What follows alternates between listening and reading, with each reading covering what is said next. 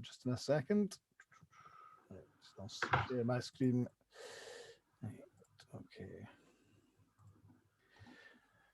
Okay, good evening, everyone. Welcome to the call. This is the latest Scottish Testing Group virtual session. It's titled The Twin Talk from the creators of TestFest. I'm delighted to have Marta, Firlej and Mateusz Holewski on the call with us today.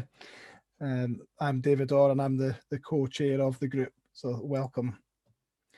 In terms of the agenda for the session, so I'm just going to give a very brief update on the Scottish Testing Group and a bit of a welcome. I'll then hand over to Soumya, who'll do the introductions and the kind of managing the Q&A, the chat function throughout the sessions. So there's two sessions tonight. The first one is going to be presented by Marta, and that's on developing software testing community. And then the second one is by Mateusz on the disaster recovery testing. Soumya will lead the Q&A session throughout the event and also at the end, and then I'll do a very quick wrap up as well, just to update you on a few things relating to the group. So that's how it's going to work for tonight. We are available on Twitter at Scottish Testing if you want to interact with the group, so please feel free to do that. In terms of a bit of an overview about Scottish Testing Group, I've updated this slide a little bit to include some of the communications channels, but for anybody who's new to the group, we have been running since 2002 and we were the first testing community in Scotland. The original aim of the group was focused on promoting and sharing excellence in systems and software testing for the people of Scotland. That is something that is constantly under review, and we look to potentially evolve that as the market changes and things become a lot more modern with things such as DevOps. And that's why we've seen that many of our sessions have focused in recently on more of a DevOps type theme and more of a quality engineering type theme than perhaps we previously had. We do normally host two half-day conferences in Glasgow and Edinburgh, but clearly that's not possible, hence why we're on these virtual sessions at the moment. But that has been a really good thing for us because it's allowed us to broaden our horizons, and it's also allowed us to get so many more people involved from across Europe and further afield as well, like Marta and Mateusz on here tonight. So it's been really, really helpful. In terms of our communications channels, we've got the Twitter at Scottish Testing. We've just launched the website, scottishtesting.org, so please do check us out. We've also launched a YouTube channel, which is very important for us because many people are asking for a watch again service, and the YouTube channel gives us that. So please feel free to go and have a look at the YouTube channel.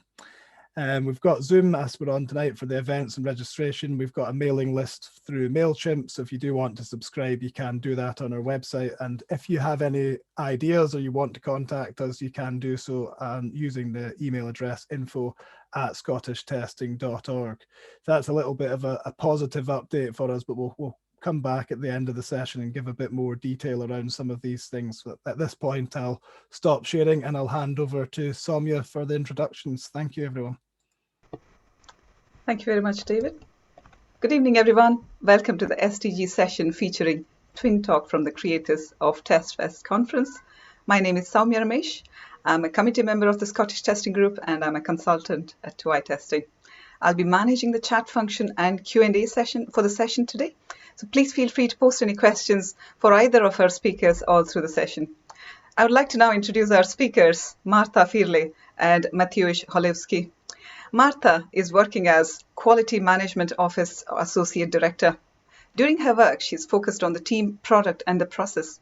She's engaged in quality assurance with a particular emphasis on usability testing, functional testing, and test management. She had the opportunity to not only build and develop testing teams, but also work with customers to create, develop, and design software. The initiator of testing conference TestFest in Wrocław, and she's part of Polish and European testing community as a speaker, events co-organizer, and program committee member. Welcome to you, Marta. And a little bit about Mateusz Holewski. Mateusz is a business analyst who has worked before in both IT services and software development. Areas of expertise include ERP systems, IT for financial institutions, business continuity, and disaster recovery and IT security. He is helping many organizations organize mass events and conferences like World Tap Dance Championships or Q&A conference in Wrocław and in Poland TestFest conference. So with that, I'd like to hand over to our esteemed speakers. Over to you, Marta. Thank you very much. So first of all, welcome from Wrocław in Poland. It's lucky for us, we can sit together in front of one computer, so it will be fun.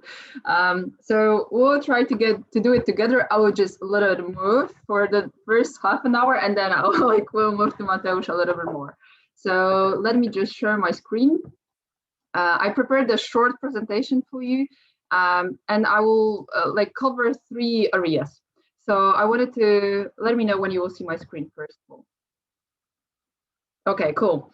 So when we started to talk about what I could present here, I thought that I would like to inspire you with a story of something that is very unique.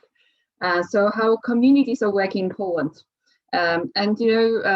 David, when you shared that you have community from 2010 to 2002, in 2006, I started my journey in IT, and I was looking for literally any information about software testing, and it was so hard in Poland to even give me a contract because software testing was so unique on the market that there was almost nothing in Polish.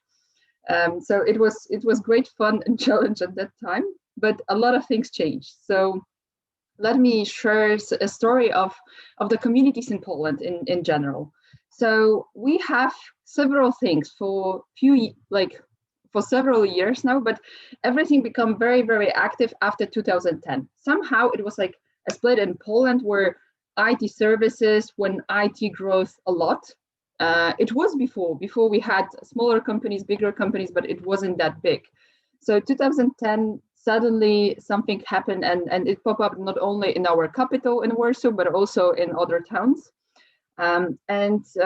And there are some things that I wanted to share with you to show you the scale and what happened. So first of all, we created a testing Facebook group. And this is literally the screen from my phone from yesterday. And it's, as you see, we have 37,000 people that joined. And majority of them, of course, there are some recruiters that try to join, but majority of them are either software testers or they would like to become one.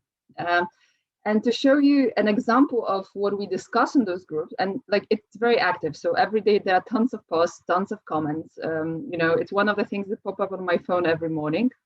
So as you see at the bottom, that Piotr asked about, he's doing a quick research and he wanted to ask the society how to do properly REST API testing, like automation REST API testing with C# and so on.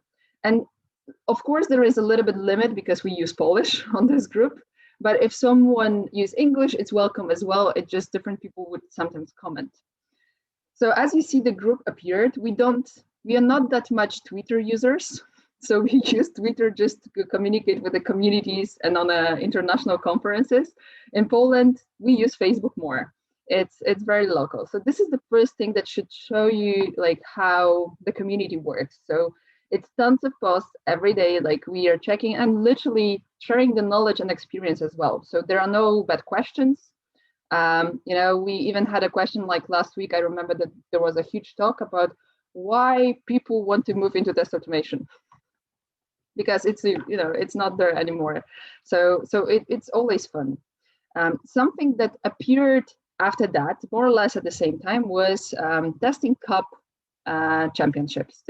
I hope any one of you heard about it. If not, so for several years in a row, we were in Poland, we had organized testing cup. So as you see on the photos below, so championships for testers about software testing. And I had the pleasure to be volunteer for the first 3 of them and to help. So I was part of I was a judge and I helped with organization. It was, great fun. And when you ask me why I volunteered, I was so afraid to take part in it, so I wouldn't be so good. Then I decided that it's better to organize it and help with organization. And after that, when I was checking what people were doing, I thought what a shame, I could do it as well. So the general idea behind it was that everyone was coming for one day. After that, it changed to 2 days. So first day championship, the second day conference for attendees. And as you see on my right side of the screen, everyone had a desk. You could participate as an individual or team up to 3 people, and you had 3 hours to test something. And it was the projects created just for this one day. What is fun, those projects are available free of charge. So when someone wants to learn how to test, they can do it. And there is a list of defects that everyone found. So it's always fun when you find something new. It's like either someone missed it or something changed. So it's always a great fun. And out of that, it grows. And something that happened as well somewhere in the meantime, that the meetups appeared. And this is the map that I borrowed. So I did the first version for the UK store, and it popped up in growth. And unfortunately, it's like pre-pandemic times map. But actually, it didn't change that much. It just how we started to organize this. So if you see at the map, and it's for us, it's always funny because here we have Warsaw. As you see, it's not that many of meetups. But in every bigger town that we have, and actually smaller towns like in Torun or Lublin or Białystok, I'm sure you never even heard about those places in Poland, but we have regular meetups. And what changed between like pre-pandemic and now, what changed, it's like sometimes how often we have them. Sometimes we plan to have one like Łuczniczka a lot, like this month, and there will be next month something else. So like the whole community can join. But that was addressing the need in every place to meet in person. Something that was unique when I compare it to some other countries is that it was always free of charge. And something in a lot of locations that was part of the sense of the meetup was that a lot of companies were just like inviting us to their companies. So every month you could go to different company, like see their office, see their space, have the sense of how it is. And normally they were also organizing the speakers. So you could hear how it is working for example, in our town in Dolby Surround R&D department from testing perspective, see the labs, see the stuff. So it was really, really interesting. And this rule worked for almost every town. So they follow the same approach. And I'm saying that because there was a difference that, when there were meetups for developers, it was always beer and pizza and the rented place in the pub. When it was meetup for testers, it was going to some company somewhere close to the city center or just the offices to meet after work.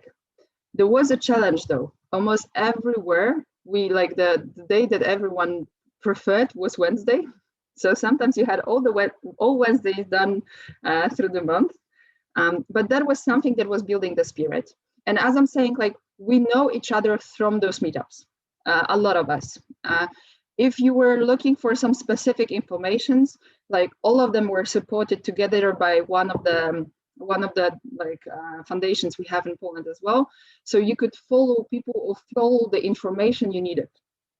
Of course, when pandemic started, we moved on to online formats, but we keep that majority of it's still in Polish. So, we are a little bit close with that. And some new meetups appeared as well. So with some international guests, with other things. And as we had meetups, so for years, so for almost 15 years, we also had the conference. There was one, Testvares, that was the oldest one, the longest for 15 years now. But as you see, and this is the stage for 2019, conferences appears as well. And I will tell you in a second the story behind the TestFest, why we created, how we created, but just wanted to show you on a map how many conferences appeared. And the biggest struggle we had is actually with the speakers. So because for speakers, it's always an effort, and you feel bad as a speaker if you say the same things on different events. But we had to realize that in every location we have different attendees. It's closer to their house, it's closer to their place. There are different rules, different people organizing those events. So there were, quality excites, for example, in Gliwice, it was always a little bit more technical. a little bit more into DevOps, a little bit more into development and so on.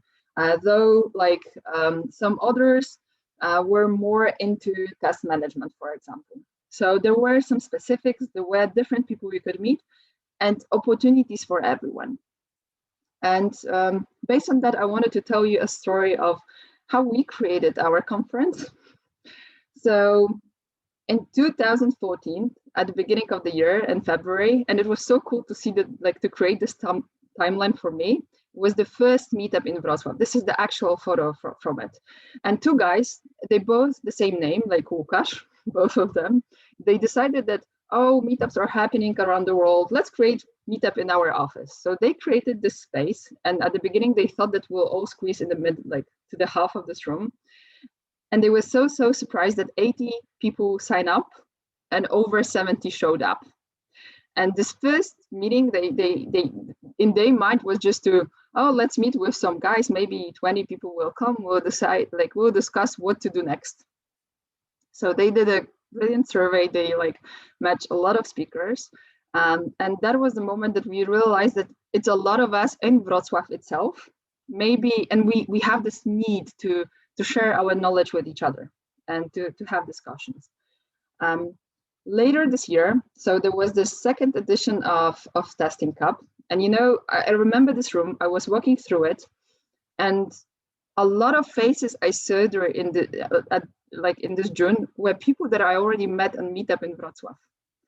And it's so fun because this edition of Testing Cup took place in Warsaw.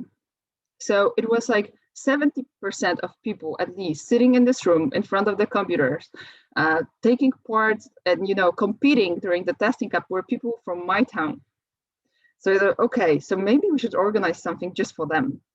And then like the company I worked in at that time organized a Wrocław meetup. It was the sixth one, so like half a year later, and 135 people like signed up.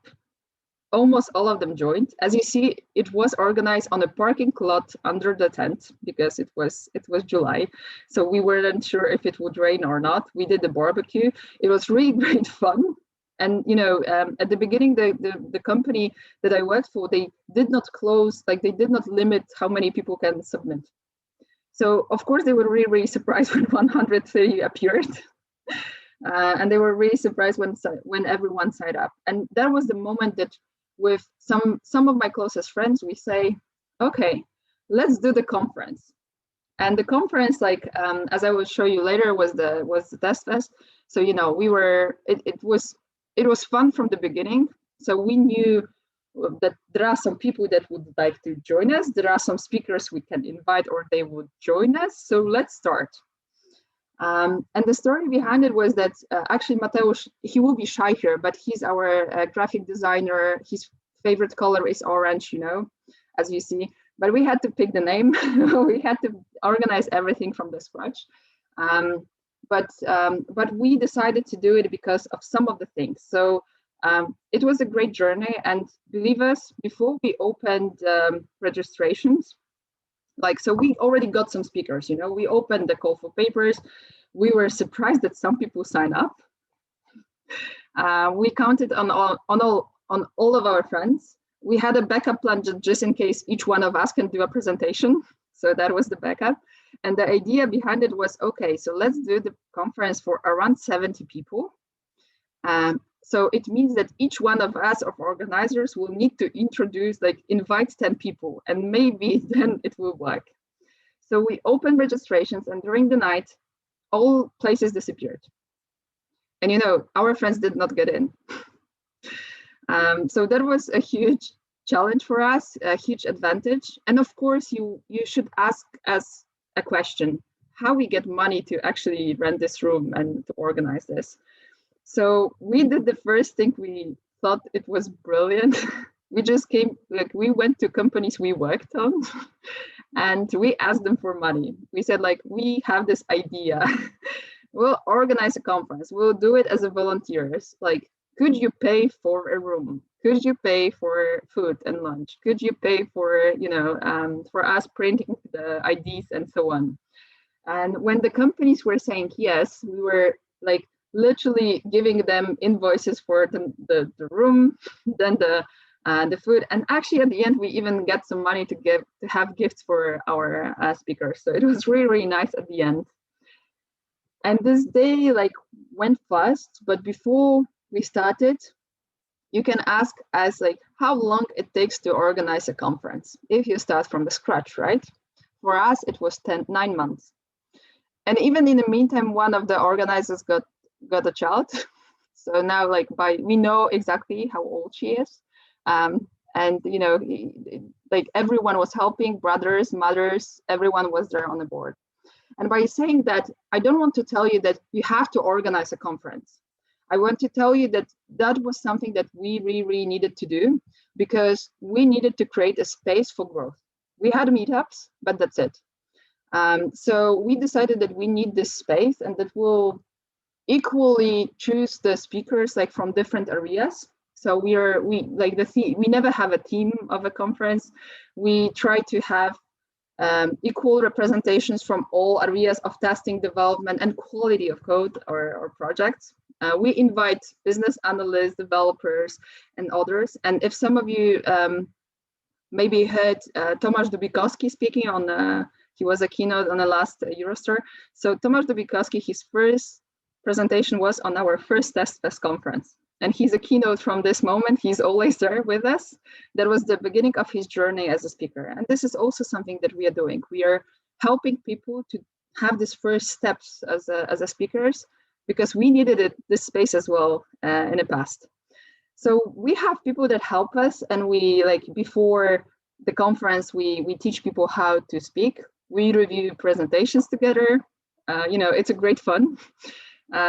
And for us as an organizer, so for any one of you, if you will ever help within the Scottish community to organize an event or to listen to the presentations or to organize a meetup, if I were you, first of all, I would help because then you can influence what will appear. And second of all, always try out the presentations because there is a chance that there will be the only opportunity you will be able to listen to it. Later, you have only the recordings. And we also, it was really important for us to support the local community. So we are always telling that Wrocław, like we are from Wrocław, TestFest will be always in Wrocław. We invite first Wrocław speakers, like Wrocław people, and we even give tickets to people here. For us, it was really important to have it free of charge for people.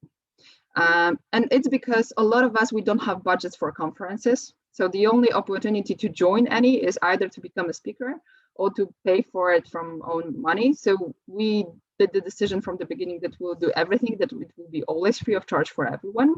It will be one day because we cannot handle organizing anything bigger. And it will be always Saturday.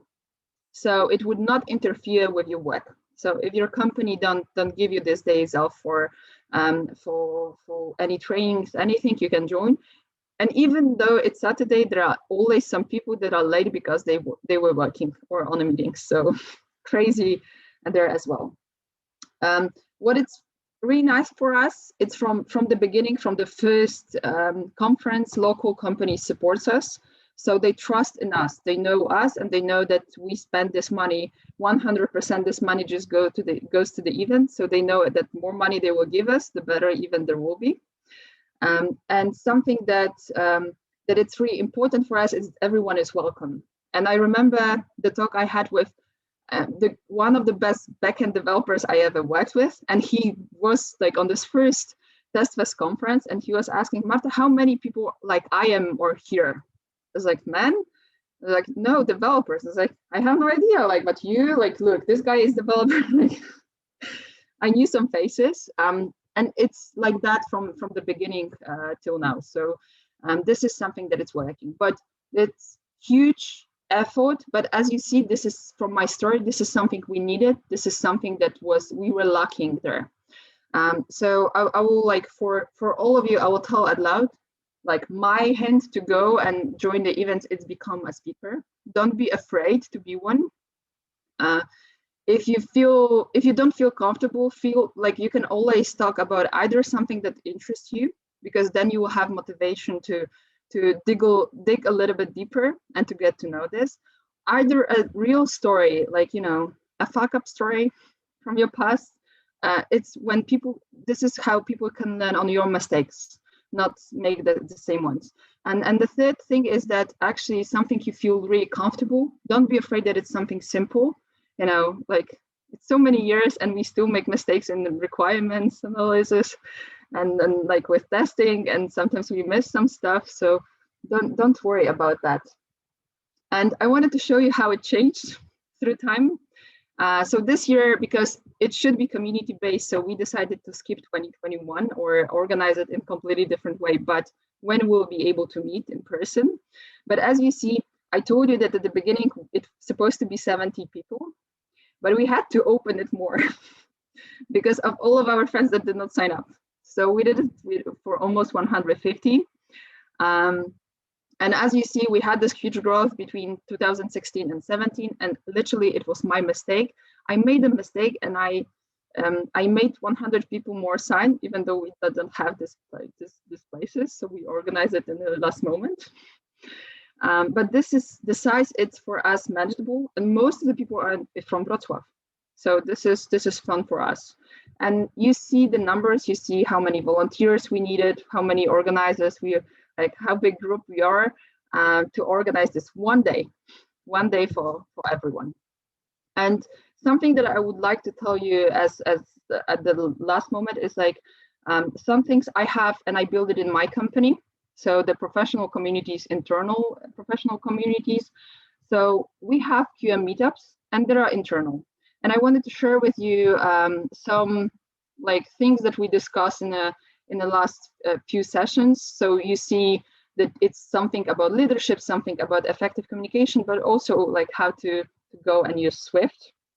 So variety of it. And we have a rule that we try to meet every month, more or less. And you may ask yourself, so I'm working for the Ukrainian company and language is always a trick. So we agreed for everyone to practice that, like they can do the first session in their own language, and then maybe smaller sessions for everyone else in English, just to practice. So when you feel comfortable with your own language, then to move to English. We organized some conference, like QMO conference, and it was external event, but we understood that maybe it's not the best option because we can do it only in one location, and we are like from all over as a company. We have 1,500 testers, and that wasn't a solution for us. So we decided, and last year we did something online. So we did QM, so Quality Management Week, and we invited some experts from the market, but also we tried to dig in for those unique people internally in a company. So about security, about big data, about risk management, about how to become business analyst, because that was something that was important for people. And actually, like there are two more things. So two sources that we use. So we use in my company Microsoft Teams. So we just created a team for all testers we have on board to share questions, to build the sense of a community. And we use Workplace. For those of you that you did not use it, it's like Facebook but private for the company. It looks exactly the same. It does the same. But this is the way we can share some findings or thoughts. So for us, it's always fun to share like what's the difference between quality control and test automation, what to do next. So those are some hints from the world of communities in Poland, or what we did here. And yeah, so Maya. Thank you so much. It's incredibly inspirational how you kind of brought about such a big conference, and some of your experiences are some that I can relate to, because this is an area that I'm deeply interested in, developing communities. And I have a few questions. Actually, I was going to ask the audience to please do raise any questions, because I feel there's so much to kind of consider and think about here, and to hear that journey from aspiring to be a part of a community all the way to creating a community yourself. I think it's amazing what you've achieved, Marta. Really, kudos to you to have made that happen. Can I ask, and I think this is a challenge, I'm sure, in the current times more so, because there's fewer in-person interactions, and it's certainly a different world. It's not as easy to reach out to someone and make a connection.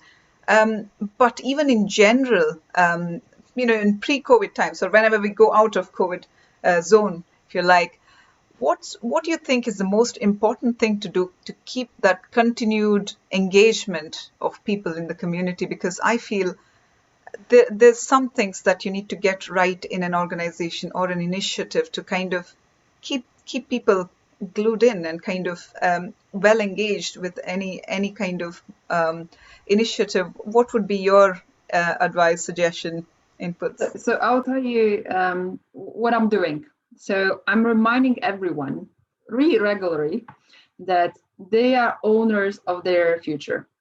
So if you have a feeling that you would like to receive something, you need to give something from you. And I know it sounds like really high level, especially today when we have, Earth Day. But this is a little bit with the same sense that you have to do this reminder. And I will tell you how we do it, because I know that really often when you sign up for an event, organizers, they have a tendency to believe that 15% of people won't come. We have this rate on the level of 2%. And we have people waiting in the line in the lobby when we'll tell them that, yes, they can come. And I'll tell you how we are doing it. So we have this communication before the event that if you're sick, by any reason you need to resign, please do it. Even the last minute, someone else will take your ticket. Because it's really, really important. And like we are getting this, it's horrible work for us. We have one volunteer that is only checking email and, doing those cancellations. But even the last second when someone is writing to us at the morning that, I missed my train, I cannot come, I don't feel good, my daughter is sick, it's totally okay, because then we have an information that someone else can use it. And I use the same within my teams. So, like how to find 20 speakers for 20 meetups, right, in a row. And we do the same. In the past, we had you couldn't be promoted in my company if you weren't doing the presentation outside of your team. So that was first motivator for a long time. And everyone was afraid what will happen if we cut it. So I cut this requirement 2 years ago and nothing changed. People understand that if they want to have opportunity to meet and share the knowledge, they need to give something from themselves. So, I see we have participants here, so I highly recommend to share, because this is the only way how to do it. And don't worry, you don't need to prepare presentations. You can always do discussion panels. We are masters of discussion panels in Poland. I can teach you how to do it. Oh, wonderful. Thank you, Marta. Absolutely. I think that's how we can grow as individuals, is by kind of helping each other grow and celebrating each other's talent. Absolutely. So well put. The other question for me was, because you mentioned about your Facebook group, and I know this is a key part of, I guess, any community, whether it's an IT-based community or not, the role social media plays. Do you have any kind of inputs to give in terms of how to make it work for you very well? Social media is such a powerful thing. Yeah. How best to use that to kind of build your community? I would say that first of all, you need moderators, and keep the rules. And I think that every group have the same struggle, so it's better to already have few moderators up front. But to invite people and to like this is just a behavior that you should raise. Like each time you have a question, like if question pop up in your head, why not to ask everyone else how they do it.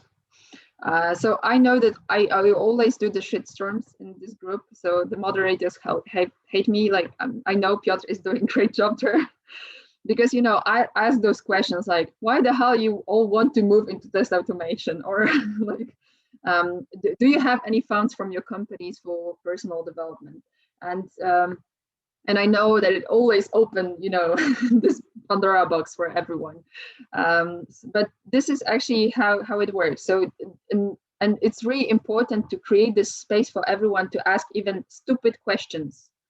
I did not show you that. Like, if you join the group, like, and I know it's in Polish, I'm sorry, but like the moderators actually, they created an ebook that it's all the tips for people, and you know, it was growing for years. So now if someone wants to become a software tester, we are laughing that you shouldn't go anywhere else. You just open this book and go point by point, and if you finish that, you're better than most of senior testers in the world, because there are exercises, there are like tools, there is everything there. It's just based on the answers that it's there. So it's like just a good practice, I would say.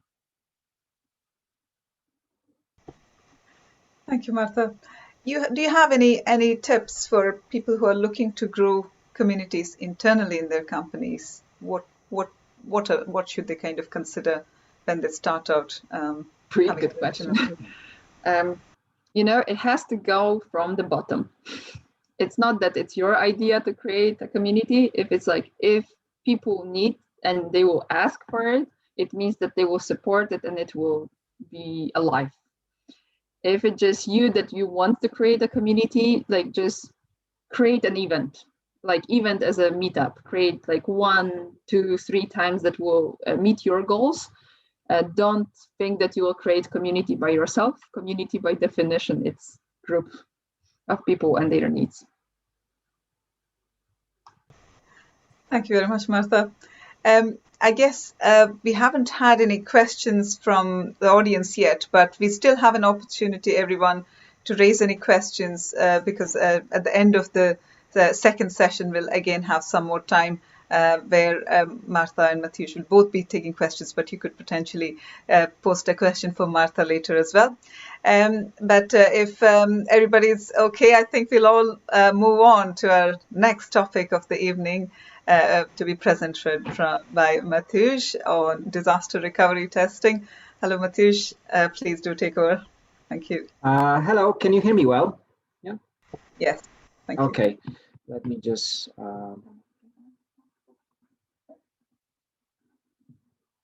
And do you see my presentation now? Is it on your screen? Yeah. Okay.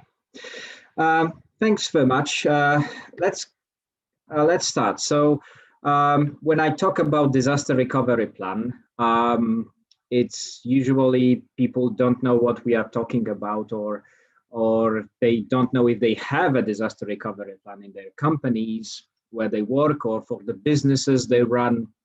Or even when I ask you, do you have a disaster recovery plan in your life or for your equipment, for your data? That's usually the answer or the impression that people have, that you will just panic. And I will tell you something, my presentation, I think it will give you inspiration. It will give you a different view, different angle, how you look at quality of a software, I think, and why it is important in all aspects of business as well. So my presentation is directed to people in IT area, and you as a Scottish testing community and attendees are a part of that group. And I wanted to start with something that is a Google Play reviews screen. And this is a screenshot from the phone where you can read how people are, how many stars they give you for your application, right? Many businesses, maybe your company has an app in Google Play. Maybe you are a developer, a tester that has an app in Google Play Store. And actually, sometimes well, people say, okay, it's perfect. They give you 5 stars. Sometimes they say, okay, it's the devs. You can see one of the examples. The devs did a very good job. The game is fun, addicting, but something it's not something that they don't like. And what is really interesting to me is that 5 stars are not really. Sometimes they are not really the real measurement of quality, and you can find that these are really hurtful reviews, because, for example, people give 1 star and say it's not working on my iPhone, or it's not working on my Samsung Galaxy something, right? You have here, this is for me the measurement of the value for your customers, for your users. And when you look at it, it has everything, like every aspect of an application is connected, is merged into these 5 stars or 4 stars or 3 stars. People can be happy with your application because it does its job. It does what it promises. But for example, they have technical issues with the application itself, and this affects your overall score. And when you are a Google app, when you are a Google Play app developer, sometimes this is a channel when you will notice bugs in your application, that something is wrong after an update, and this is a good source of that. So when I looked at it, and this is one of the examples when it's really visible, I always ask why we work in IT, why we develop apps, why we build systems. And the answer to this is to bring value to the people, right? We have in business, we have business value. And now I know you are IT people, you had some maths, you have some maybe electronics class here. I use some notation, some graphs that will help us see. So basically, the fact that we are focused on as software testers or as devs, as BAs, is to give people some kind of new functionality that they need, or remove a constraint that they have, right? You want to have an app that will allow you to have talks and camera. You want to have Zoom, to have these online meetings, because this is what it promises. But actually, the value that we have of an application, and I have here, we have to look at the non-functional requirements, as I say in the BA world. And actually, there are things that are really, really needed, and this will give you 5 stars. If you have a perfect functionality, but also when you thought about availability, capacity, continuity, and security. These are the things that cannot be omitted at all, right? I think you will understand that the Google Apps, Google Play 5 stars rating is composed of all of these things together. And where you see the most of the work of a software tester is right here in the top part, when you are looking at functionalities, when you are finding bugs in your software, that something doesn't work. But my job or my role, and I was doing, is when I was doing the work of a disaster recovery coordinator, was in the bottom part, in the non-functional requirements, and I will be talking about one of them, one of these dimensions, one of these aspects today, which is called continuity. That you have to be sure that using your app, it will be available, and it will be impervious to any of the problems that may occur, the disasters. And that's why that is my subject of the talk. So a disaster can be a natural disaster, as we know, so fire, flood, hurricane, tornado, earthquake, volcano eruption, right? These are the normal people. When you ask on the street what is a disaster, they will tell you something from that group, any of the events in that group. But we can be talking here about vandalism, terrorism, so some of the events that are caused by men. And for example, a loss of personnel can be a disaster. So when a recent pandemic, when you had no staff, it can be also considered a disaster in this. And basically anything that destroys normal processing capabilities in a company or for an IT service is considered to be a disaster. And actually, the last part is the most probable one. And I had an examples when a construction site and heavy machinery cut the cables to a data center, and that was a real disaster that can happen, and it had nothing to do with fires and so on. I had some examples. So there was a fire in Strasbourg in France. I know that you in the UK don't really see this as a thing that was affecting you, but this was a big thing in France. I here have an article from Reuters that .fr, the French websites, around 2% of the websites in France were stopped working.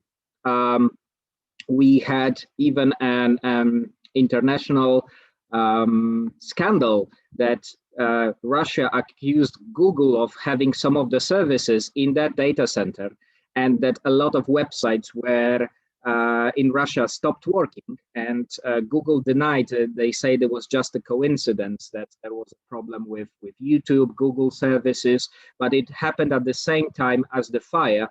It was in March 2021, and you can see that this was a data center that had cloud services, and some of the customers were asked to activate disaster recovery, which I'll be talking about.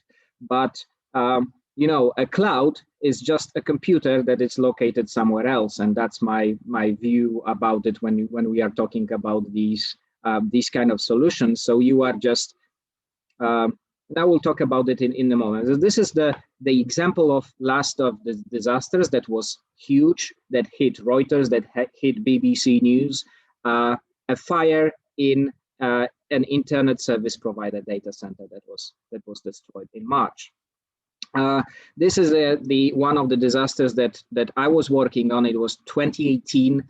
This was a Hurricane Harvey in the United States, and this is Houston. So that was a real disaster that I worked with my team, with my previous employer. We were helping a lot of companies in the Houston area, and there is a link. You can see data center disasters located to this, and see some examples. I think starting from the 90s, and see for yourself after the presentation. So basically, disaster recovery is a service that a lot of companies provide to other companies, that you have to prepare not only the equipment for it, but also prepare documents and procedures. You need to test it. You need to have a training for the people. And that's what I was doing. That was my job. And it also, a big part of it is a continual improvement to see that it's doing its job, and it is a part of business continuity. I showed you that this is a business continuity, and for me it's like the most one of the most important things that to do, and this can be sold to customers. So a lot of businesses, they want to have a good relationships with their customers. They want to have a confidence that they want to protect their brand, that the data is always available, that a lot of businesses actually rely on their IT infrastructure, right? When you think nowadays about banks, when you think about insurance companies, when you think about mobile service providers, all these companies have is IT. There is actually nothing else except for IT services. If IT stops working, these companies stop working. There are many areas where IT is actually death or life for a company, right? So when we look at it, there is a business continuity that takes more things. When you have people, when you think about all the risks to your businesses, and for some, it's the same as what is happening to their IT services. So just a part of it where we are, that we want to go in detail about the thing that is called IT service continuity or a disaster recovery. So in disaster recovery, you need to prepare a plan, you need to prepare procedures and rules, you need to prepare the education trainings, you need to prepare the infrastructure. But what is also important, there is a part called DR testing.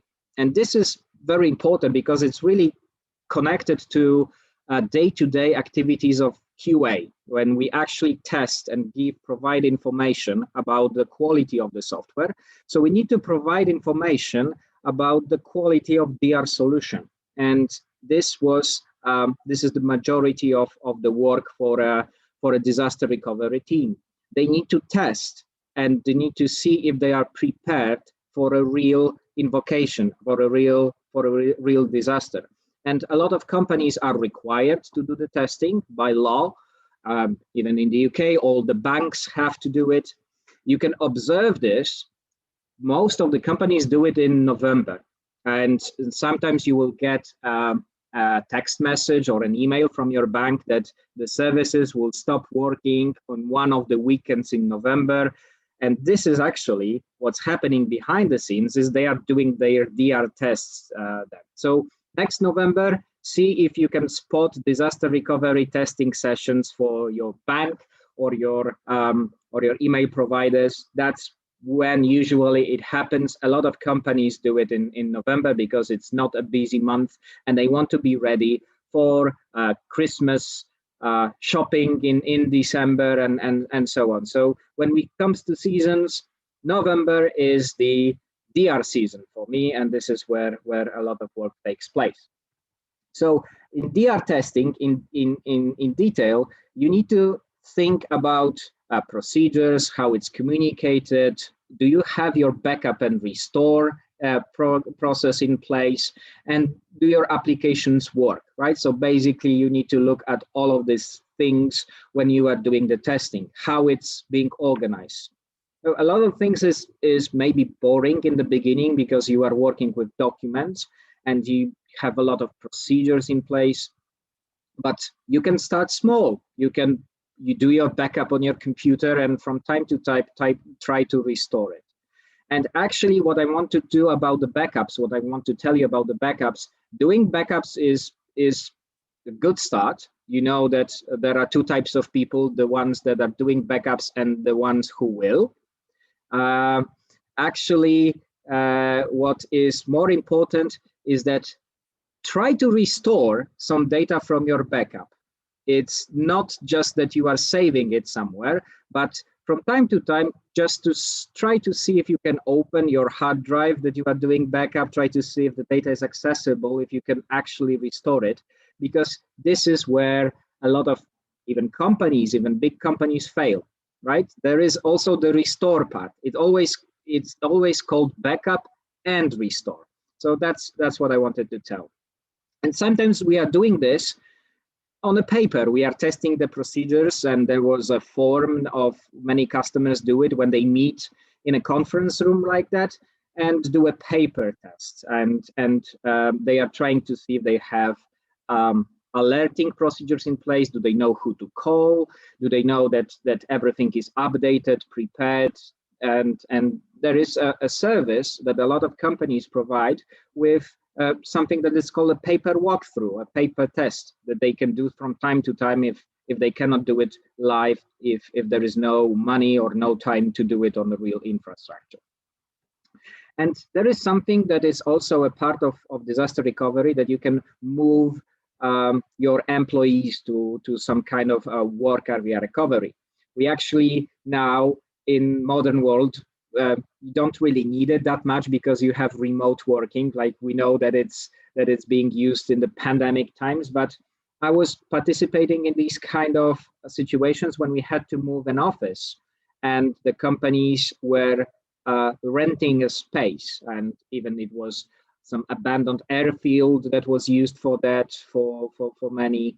And there are some companies that cannot work remotely because of sensitive data that they cannot show at home, that they still have to come to an office.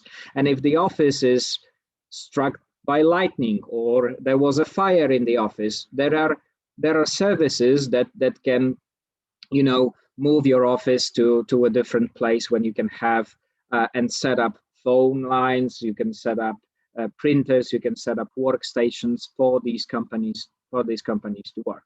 So it may look old right now in 2021, but it still sometimes have to be used to a lot of companies.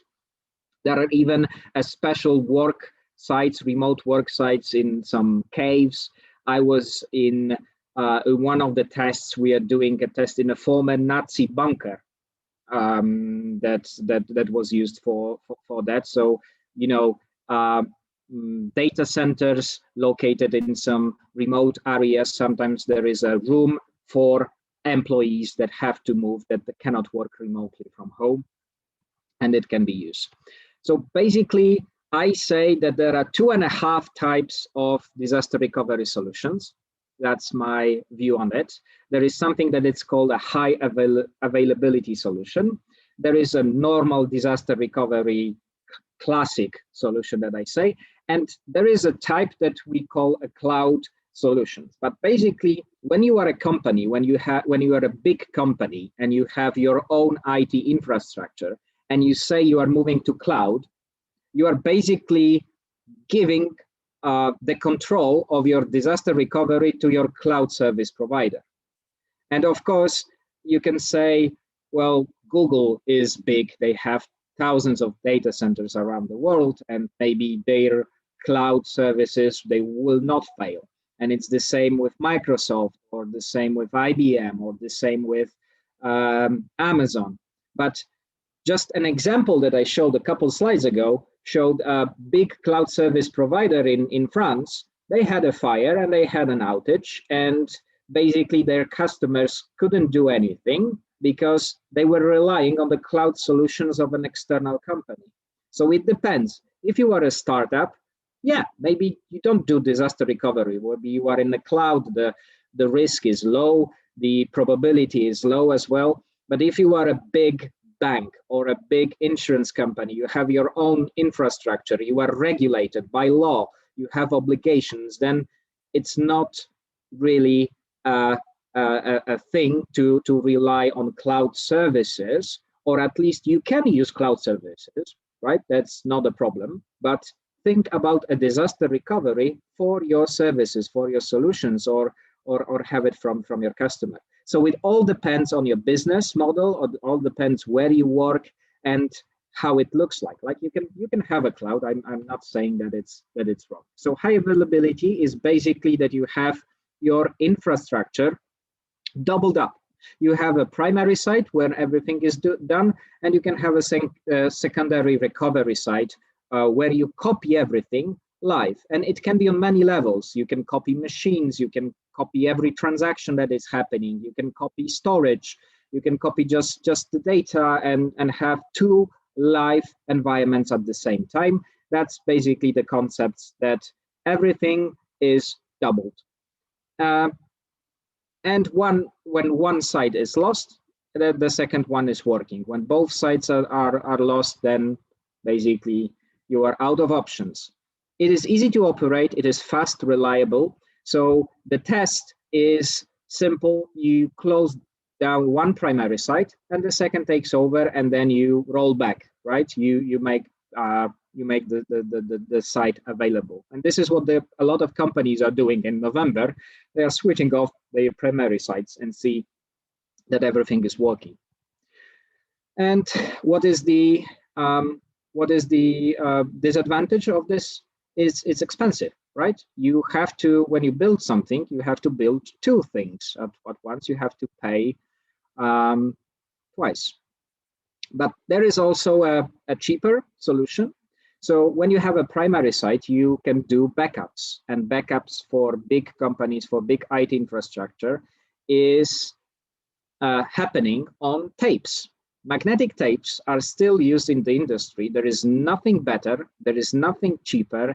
There is nothing that is more reliable than a magnetic tape. And they're really, really good at backup solution when it comes to saving your data in an offsite storage. What is the disadvantage? They are really, really slow, and they are great for backup. They are not so good for restore.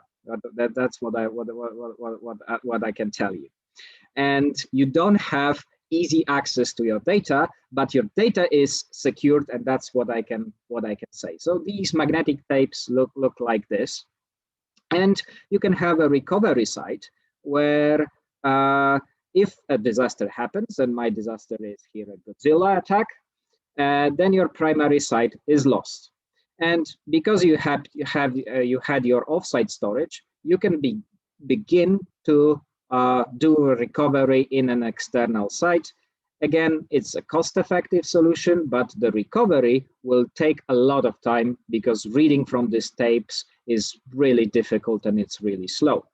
So you can think about the use cases where to use a backup on tapes, when to use a high availability solution. And most of the times it's a hybrid solution for a lot of companies. The basic things that the company does, the most important things, are on HA solution, while the other things that can wait, that are not essential from the company, well, they don't pay for it. They don't pay for an HA solution for that, and they are just then recovering from the offsite storage that it's done, right? And even if they have a high availability solution, still the tapes and offsite storage are used, usually for big companies. I told you about the backups. And for me, my opinion is that the cloud solutions transfer the DR to the cloud provider. And you may be happy with that, you may not. It depends. The perfect answer from a business analyst on any question is it depends. And that's what I will stick to. And the question to you, do you know the architecture of your system? Do you know the DR solution of the applications or the companies that you work for? That's a task for you. That's the task for my viewers. And the companies want to test it. They want to do it. Sometimes you will hear that it's too expensive to shut down the system. So what is the solution for a lot of companies? That they will build a bubble around the recovery site. They will close any connection, and you can do the test in the recovery site just as a copy, right? Just in isolation, and that is also a good tactic for your disaster recovery test. You don't have to close down the primary site. You don't want to do it if you don't have to, but you can still do the test in a bubble, in the DR bubble. So that's the answer to the business requirement that they cannot shut down their services when they don't have to. And when you want to prepare this, you need to do it like how this test works. Like, you simulate a disaster, you alert all of the people, you get your documents, the procedure, and you start with the hardware and network part, right? You see the hard stuff, that the data center is available, that you have connectivity and so on. Then you are installing the systems, the operating systems, you restore the data that it's needed, you run your applications.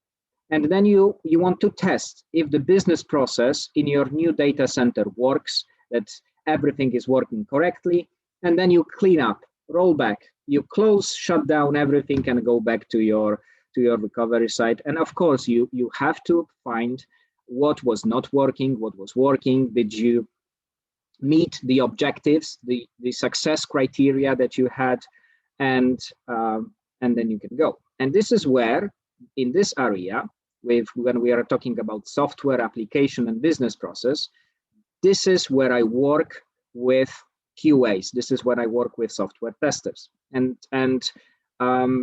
maybe you were already as a part of disaster recovery test, but basically what I want from disaster recovery testers is to help.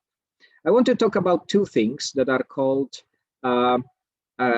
recovery time objective and recovery point objective. So when a disaster strikes, every business needs to define two things. How often do you do backups? So how much data are you prepared to lose? And this is one of the parameters that it's really important, that it's called RPO. And recovery time objective. So when a disaster strikes, how much time do we have to actually recover all of your services? And these parameters can be defined per application. They can be defined for the whole company, for all of these services.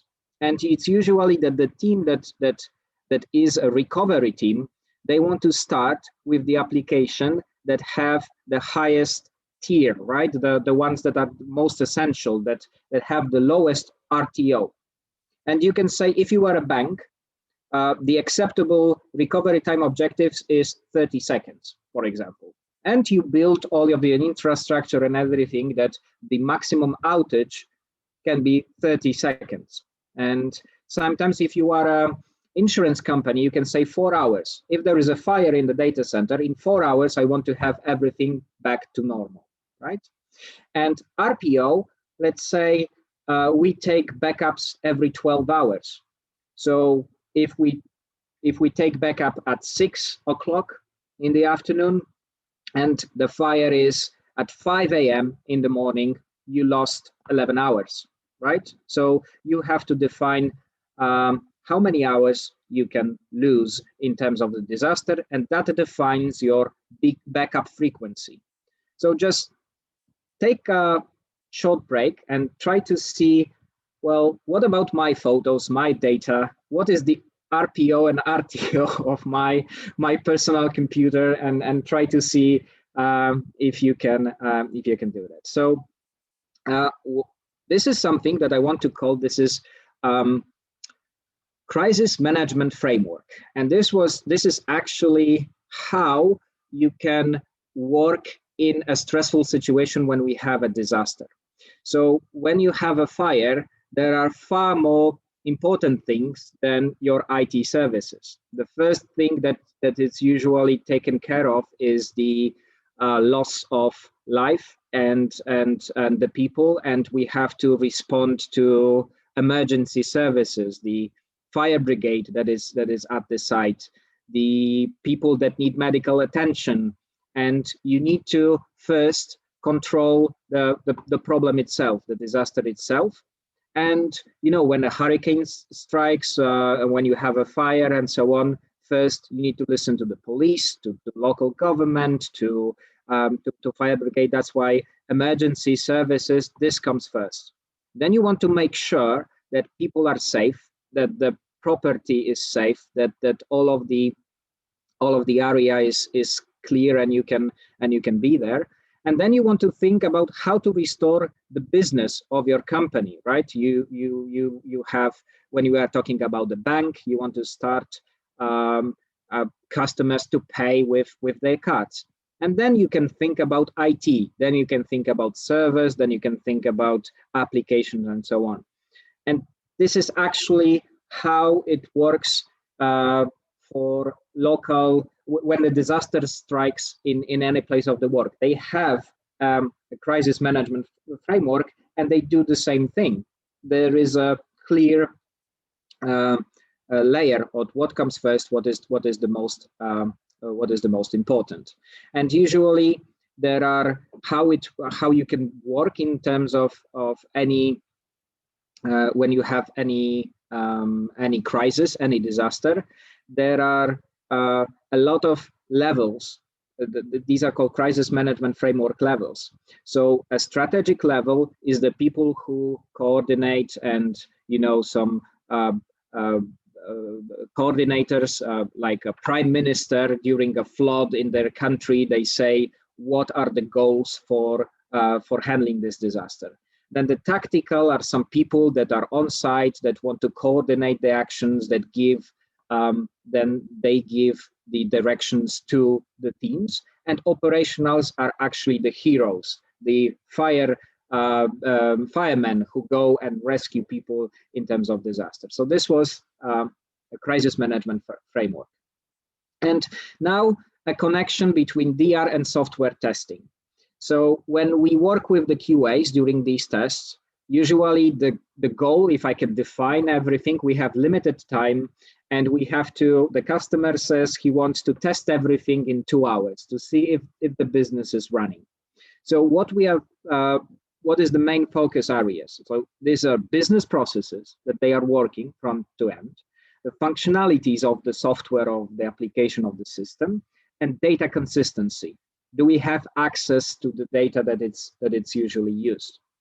What is usually out of scope is the performance or security, and sometimes it's not always, but it's usually out of scope because DR site can have a different hardware, that it's slower, right? Or we know that there are some security measures lowered because we are working not in a normal capability, right? So usually you have to choose your priorities during a DR test, and this is how it's done. So we usually ask the QAs to do scripted functional tests, something that was done on the UAT phase of an application. We can run some data consistency queries. So check the SQL databases, check the message queues of any application. This is the area that we usually have a defined test. We can ask them to do some exploratory smoke testing, see if this application works, log into this application, see if it's working. And they are focusing on successful path scenario, just to give us the confidence that in this in an event of the disaster, they would work. The most common things will work, right? You are focusing on the majority, 80% of the cases. We need to check the external connections, so in terms of connectivity. And the things about printing, I hate the most. I think these machines are created in hell, because printing, for me, is connecting the virtual problems with the real life problems. And when something goes wrong in these scenarios, it's printing. I'm so happy that probably we will live in the world when printing will not be needed by the end of our lives. So that's something that we have. And you sometimes need to test like batch jobs, scheduled tasks, maintenance tasks, something that occurs once a day or every couple of hours, to see if these schedulers are working in your IT system, in your application. And we have data flow and isolation tests, separate registers, preparation to rollback phase. So these are the areas where we work with our QAs during the DR testing, when we actually want to test the application. And sometimes when you have environments in a project, you have dev, test, stage, pre-prod, and so on. And we have a DR that is on the side, but you can have a DR also to your test environments or to your stage environments. That depends on your company. If you are a software house, right? If you are a software company, your IT infrastructure is test infrastructure as well. So why not have a DR infrastructure for this as well? So that's just one of the points. And sometimes you can see, well, the application is already tested, system is up and running for 20 years now. When you work in the bank, hardware is almost the same. Operating system database is the same. We have successful. We can log into the system. All seems fine, right? We can go home. No, we cannot go home. I can tell you some of the challenges when we are testing in the DR. Sometimes we have documentation mismatch. Something is not working in the procedures as it's supposed to do. Sometimes the users don't know what to test. Sometimes the change request, something is different that people expect. There is a serious issue when people don't know if they are connected to real production environment or to a DR environment. And people are so used to their way of work, and they don't think about where to connect to. And sometimes we needed to. There was a Unix system a while ago when we created a big dragon where people logged in to a DR environment. And there was one question to our business users: did you see a dragon today? And if they say we didn't, that means, well, you weren't logged to the DR, you were logged to your normal system and all was working fine. So there are things that you learn along the way, that you need to put a dragon or something that shows that users really connected to the right environment, that you prepared for them. This is a serious problem. We can have a hardware mismatch that you can discover that the hardware is not the same. The network setup is different. There is a different configuration of the other systems. I told you about the security. The problem with licensing, some of the software that people are using is not working in the DR because you didn't think about licensing for them, or there is a limited performance, right? And of course, data consistency. I told you about do restore this. And there is a time constraints. These DR tests are sometimes extremely expensive. And you need to do a rollback phase. You need to go back to the normal production environment and check that everything is working correctly back on your normal environment. So what is expected from the QAs, it's usually what I need to give is a test script, the contact info, the logistics part of it, where to connect, what to do, some kind of timeline in preparation, how much time you have for your tests. We need to agree on some issue logs or issues reporting that we can later look at and do the continuous improvement, repair those things and be ready for the next test that will happen next November, and we can do that. Or we also have some kind of initial issue assessment depending on the skill level of the QA. He can tell us or she can tell us what's going on with the actual thing, and some DR education, which I'm doing right now to show you what DR is all about. That it's happening. And one other aspect, when you are designing your own DR procedure, your own disaster recovery plan, try to see what parts of your business, of your applications are important and why. Try to define what is important to you, what are the risks you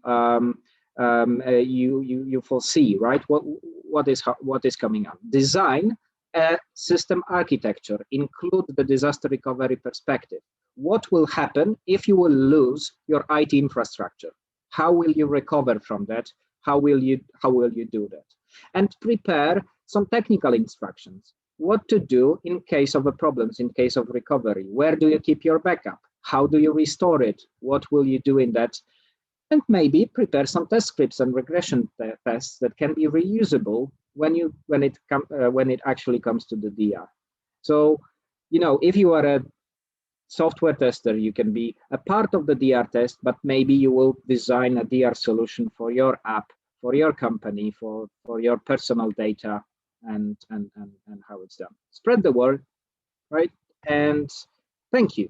And that's my presentation. We talked about TestFest. Marta did a presentation about TestFest. So I hope you know what it is, that this is our conference in Poland that we do. Any questions? Thank you very much, Mateusz. So insightful, and I couldn't agree with you more in how underrated and underestimated non-functional testing is in general. I think this, as someone who's keenly followed one of the areas in non-functional testing, accessibility, I have often seen that outlook of not taking non-functional aspects of a system or a software seriously enough, and this is an area that will constantly need this kind of awareness raising. So thank you very much for that. I believe we don't have any questions from the audience at the moment, but I do have one for yourself, if that's okay. In your many years of experience, what are the kind of disasters that you've kind of helped companies plan for? Is there anything that took you by surprise, like alien attack or asteroid hitting the Earth or something crazy like? I can give you one example that was for me very, very interesting. There was one company that provided data center services to their clients, and I thought they had everything in place. They had a data center. There was a big problem, and the disaster that took place was actually a construction site nearby, and there was I don't know if it was some kind of heavy machinery cut the power cables.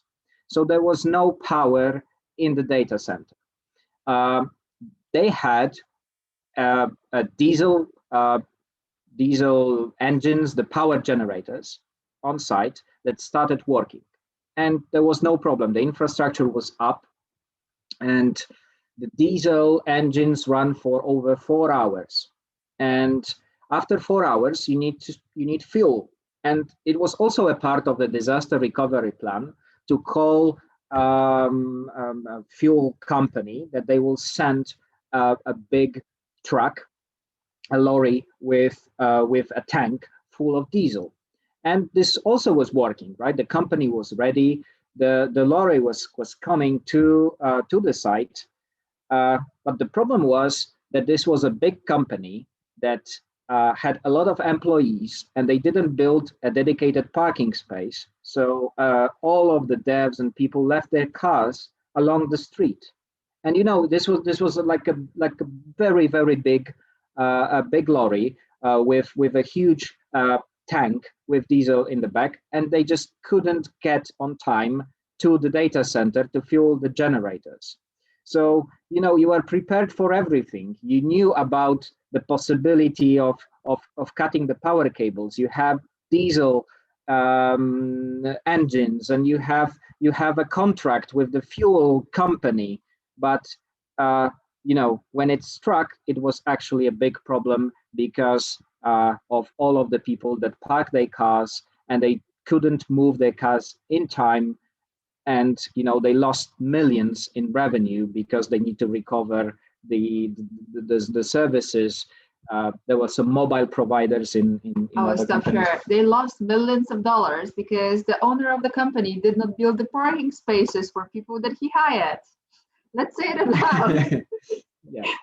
yeah, that was the problem. But always hurricane in the US that I worked on, that was something that was well understood, that this is a risky area, right? Houston, South Texas, they are hit by hurricanes every year.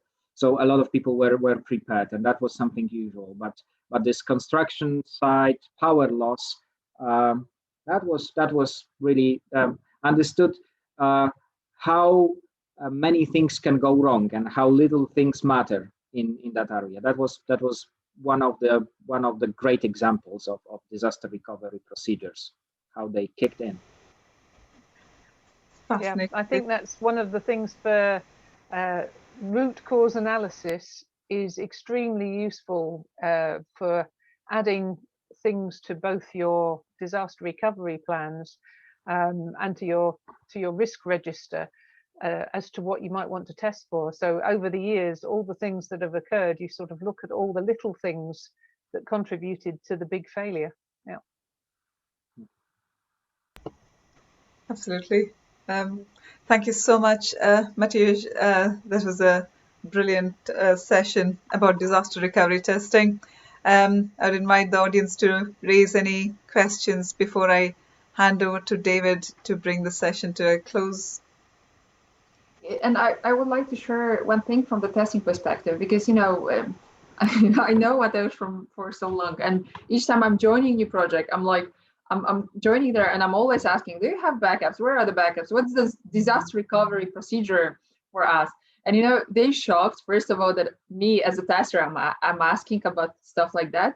But actually, it helps a lot. So just this thing, and as Mateusz said at the beginning, that this provider disappeared, but it was already 3 months ago, and there are tons of pages and businesses they can't go up. It's and something he did not say is our TestFest conference page is we use the same servers, just by luck we asked them to move us back to Poland because mostly Polish people are looking at our webpage. Yeah, that was our internet service provider for the conference, and of course we don't have backups. We don't have backups. We know how to restore it because we have all the informations. We have backups in Google in Google Cloud, but and this is a little bit of how we took care of it. We have backups of all files in 2 different clouds. But if one would disappear, we would need several hours to come to the point where we have the same page. It's one small thing. You just like click, create a backup, and just put it to another cloud time to time. Absolutely. And it was interesting when Mateusz mentioned, do you know how your backup is working for you? I think for personal life, we depend so much on our backups and our cloud storage. And many a times I haven't really exercised to see whether it's actually working and if I can retrieve the data. Should I lose data from my primary source? So it's a good point there. I'll perhaps go in tonight and check if all my pictures are still intact on my Apple Cloud. So no, thank you for that, Mateusz. And it was a great set of talks, actually, Marta and Mateusz. Thank you ever so much for taking this time. And we've been greatly privileged to hear you both share insights on 2 very distinct but very important areas in testing. Thank you. And with that, I'll hand the session over to David to bring the session to a close. Thank you very much.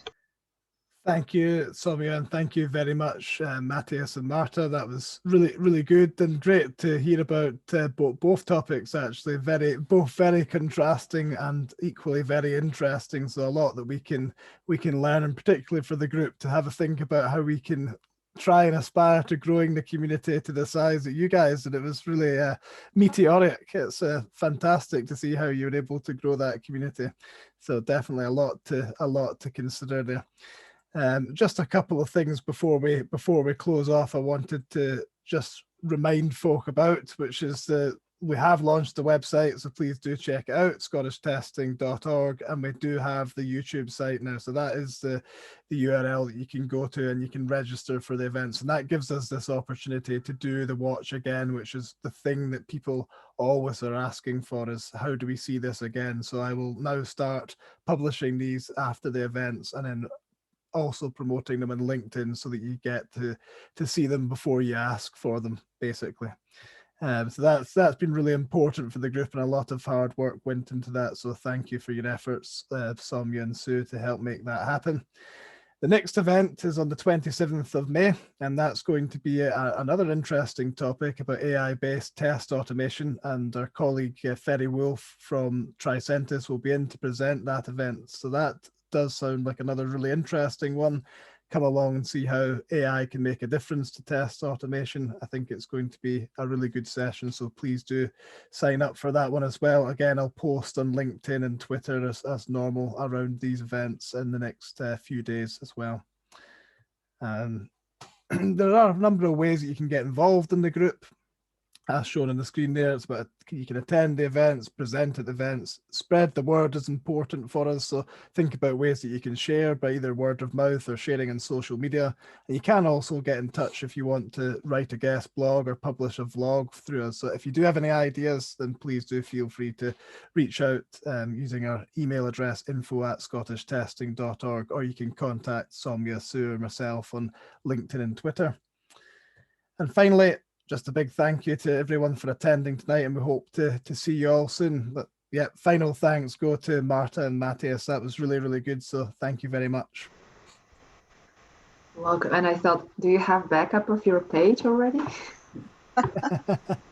I don't know the answer to that, actually. So we'll need to have a think about that. I do have all the videos on my OneDrive though, so we could restore them from that.